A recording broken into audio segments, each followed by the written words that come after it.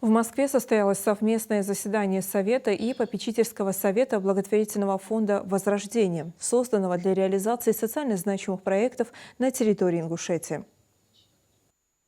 Подведены итоги работы фонда в 2024 году, сообщил глава региона Махмуд Али Калиматов в своем телеграм-канале. Фонд работает по 6 ключевым направлениям: сохранение исторического наследия, культура, спорт, поддержка детей с ограниченными возможностями здоровья, сохранение духовных ценностей, издание книг. Калиматов отметил, что уже на протяжении нескольких лет последовательно восстанавливаются целые ингушские поселения в горах – Харп, Морч, Пуй, Бишт и другие. Также ведутся археологические работы на одном из древнейших христианских храмов Тхабаерды и на территории замкового комплекса в Овнушке. Оказана помощь в реставрации Назрановской крепости. Создана единственная в России школа каменщиков-реставраторов в Нижнем Пуе.